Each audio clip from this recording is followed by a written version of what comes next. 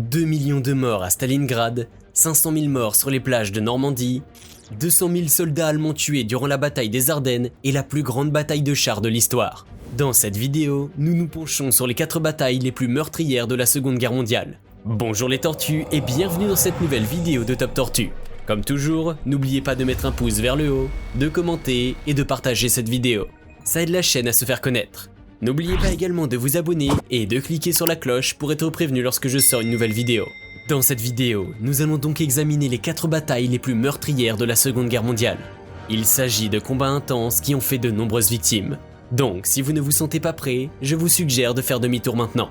Mais pour ceux d'entre vous qui sont curieux de voir ce qui s'est passé, restez dans le coin et je vais vous le montrer maintenant. La bataille de Stalingrad. La bataille de Stalingrad est certainement l'une des plus marquantes de la Seconde Guerre mondiale. Elle est même le symbole de l'affrontement entre l'Allemagne nazie et l'Union soviétique entre 1942 et 1943. La bataille a duré plus de 6 mois et a vu la ville de Stalingrad comme le théâtre d'un massacre sanglant. Le point de départ initial de cette opération était pourtant pour les Allemands la conquête du Caucase. Mais les Soviétiques étaient déjà bien préparés, et les troupes allemandes avaient du mal, d'un côté, à conquérir le Caucase, et de l'autre, à protéger le flanc nord des forces qui y sont engagées. Réalisant que la prise du Caucase va alors être difficile pour les troupes allemandes, Hitler va faire de la conquête de Stalingrad sa priorité. Stalingrad est en effet le centre d'armement qui gère le ravitaillement soviétique du nord au sud. Il espère donc affaiblir l'armée rouge en prenant la ville. À cela s'ajoute également un facteur psychologique très important. En effet, le Reich réclamait une victoire sur Staline. Et quelle brillante victoire ce serait que la prise de la ville qui portait le nom du numéro 1 de l'Union soviétique. Staline, de son côté, avait conscience de ce facteur, qui pesait lourd désormais. Il était prêt à consacrer autant d'hommes et de moyens que nécessaire pour protéger sa ville. Le 23 août 1942, l'Allemagne va bombarder une grande partie de la ville, faisant des dizaines de milliers de pertes humaines. Elle transformera cette partie de la ville en ruine. Toutefois, cela n'a pas empêché les soviétiques de combattre. L'attaque allemande, au centre-ville de Stalingrad, débutera le 13 septembre. Mais le gros des combats se fera d'abord dans les airs. À terre, Stalingrad devient le théâtre d'une véritable boucherie. Les soldats s'affrontent au corps à corps dans les décombres de la ville. On estime les pertes humaines à près de 2 millions de morts. Pour vous donner une idée, cela fait 4000 à 5000 morts tous les jours pendant toute la durée de la bataille, civils et militaires confondus.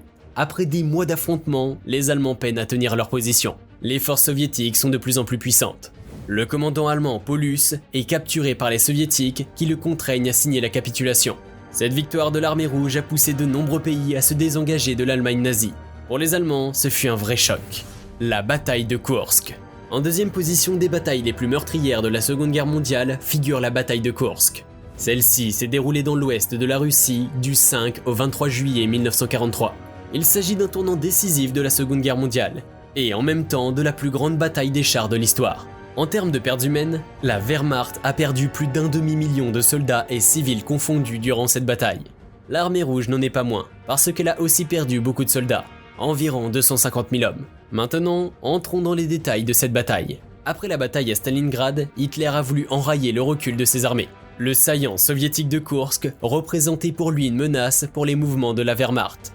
Il décide donc de lancer une contre-offensive en déployant énormément de ressources. Baptisée Citadelle, cette opération a compté environ 1 million d'hommes, 20 divisions blindées, 2000 chars de combat et 2000 avions. Hitler a tellement engagé de troupes que ses officiers se sont inquiétés de risquer autant pour une seule bataille. Mais c'était sans compter l'entêtement d'Hitler qui voulait asseoir sa puissance sur le monde. Pour lui, la victoire de Koursk serait un signal pour le monde entier. Pourtant, ce ne fut pas vraiment le cas. Les soviétiques, bien informés, ont déjà commencé à préparer leurs plans et à considérer leur position. Le saillant de Koursk a fini par rassembler environ 2 millions de soviétiques prêts au combat. Lorsque les troupes allemandes arrivent au front, elles sont surprises par cette préparation. Pour les chars en première ligne, ce fut une bataille sanglante et un déluge de feu. La bataille aérienne est tout aussi importante que cette bataille des blindés. En 5 jours, les troupes allemandes n'ont réussi à avancer que de 25 km. Entre-temps, Allemands et Soviétiques se livrent à des combats sans pitié. Des massacres et exécutions des prisonniers de chaque côté. Cette bataille va se solder par la défaite de l'Allemagne. Elle a perdu un demi-million d'hommes et le tiers de ses blindés.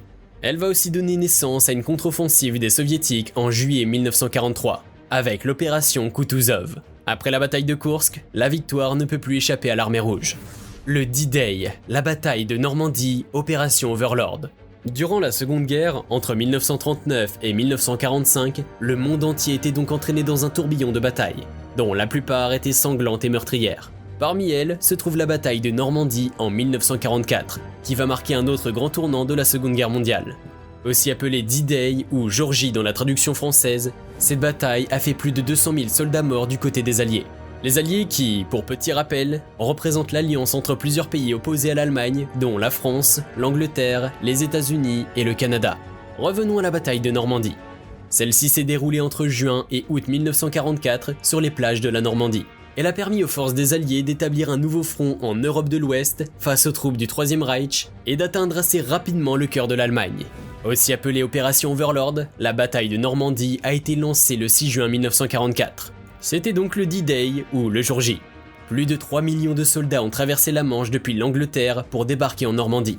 Le jour J, environ 150 000 soldats s'engagent sur les plages de Normandie pour conquérir celles qui sont protégées par le mur de l'Atlantique, à savoir le Omaha Beach, Utah Beach, le Gold Beach, le Juno Beach et Sword Beach et la pointe de Hawk qui constituaient le 6e pont de débarquement.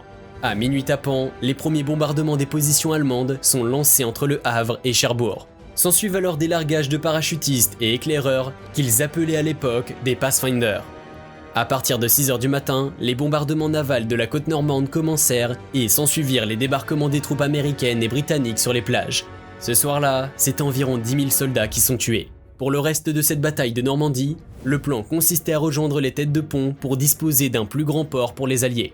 Les troupes allemandes réussirent à attaquer les Canadiens, mais ne parviennent pas à percer.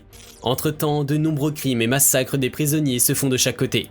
Les Alliés continuent de renforcer leur front rapidement et débarquent toutes leurs ressources aussi bien humaines que matérielles. Les troupes allemandes capitulent avec plus de 200 000 hommes tués au cours de ces semaines de bataille.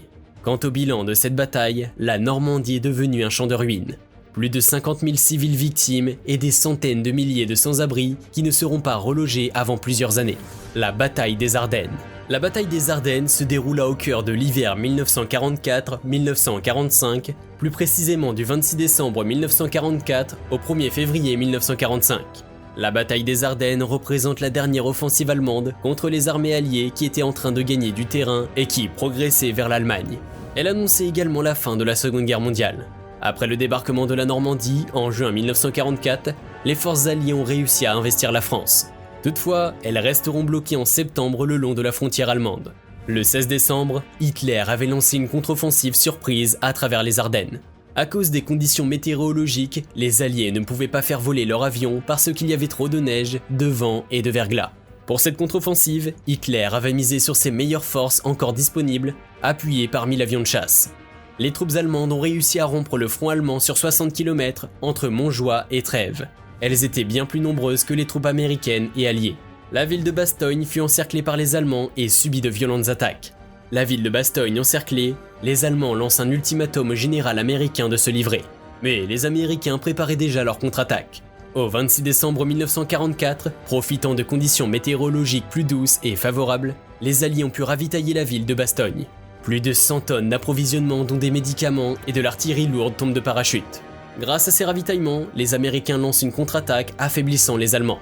Ces derniers enregistrent une lourde défaite et se replient rapidement vers le Rhin. Mais cela ne s'est pas arrêté là.